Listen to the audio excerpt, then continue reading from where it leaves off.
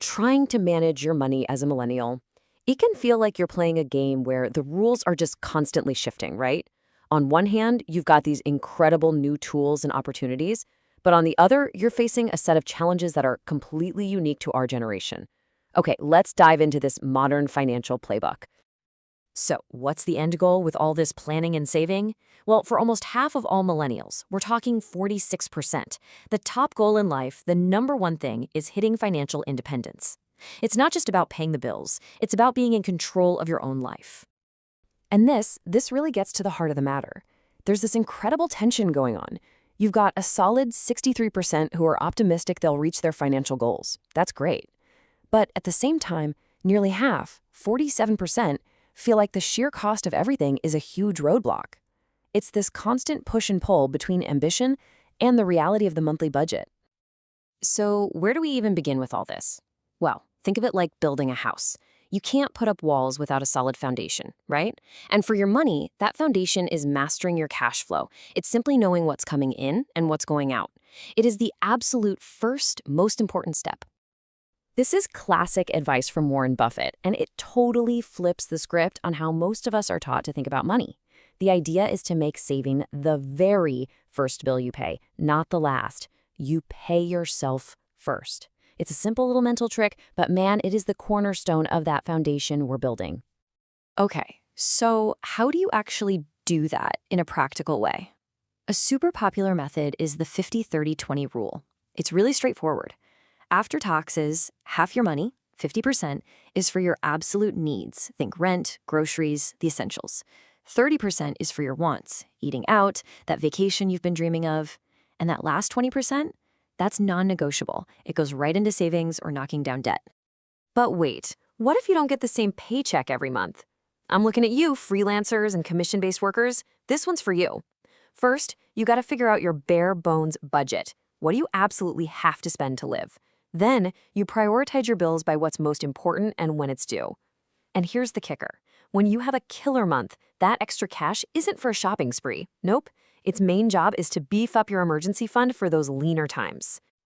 All right, so once that foundation is rock solid and you've got a handle on your cash flow, now we get to the really exciting part. We move into the growth phase. This is where you start making your money work for you through the power of investing. They say Einstein called compound interest the eighth wonder of the world. And honestly, when you see it in action, you get why. It's basically your money making babies, and then those babies make babies. It's this incredible snowball effect. And this is exactly why starting to invest early is everything. Time is your absolute superpower. So how do you jump in? Well, two really popular paths are robo-advisors and index funds. And the choice really boils down to one simple question. How much work do you want to put in? A robo-advisor is like setting your investing to autopilot. It's totally hands-off. Index funds? That's a DIY route. You get more control, but yeah, it also means you got to do the work. And of course, we can't talk about investing today without bringing up crypto, right? At its core, it's a new kind of digital money that isn't backed by any government. It's all built on this technology called blockchain. And its value, well, its value is just what its users agree it is. It's a whole new world. But, and this is a huge but, with that big potential comes some really serious risk. The crypto world is still kind of the Wild West. You've got governments trying to figure out the rules, you've got fraud and theft, and the price swings are just wild. And that last one, wow, that's a real wake-up call. New coins have a 70% chance of being worth absolutely zero within 5 years. Let that sink in. So what do the experts say? It's pretty simple, actually. You have to treat crypto like a trip to the casino. It is a speculative bet. The golden rule here is to never put in more money than you are 100% okay with losing completely. Seriously. Okay, so building wealth isn't just about picking the right investments. It's also about clearing the hurdles that are in your way. And for millennials, those hurdles, from student debt to insane housing costs, can feel uniquely challenging. This data is just staggering. And it shows that this student debt crisis doesn't hit everyone the same way. Just look at this. For Black families, the median student loan balance for millennials is over 5 times higher than it was for Gen X at the same point in their lives. That is a massive weight to start your career with. And if you thought that was bad, look at this. This might be the most unbelievable stat of all. 20 years after starting college, the typical Black borrower still owes 95% of their original loan. It shows how this isn't a short-term problem. For so many, it's a financial anchor that lasts for decades. So you're working your tail off to pay down this debt.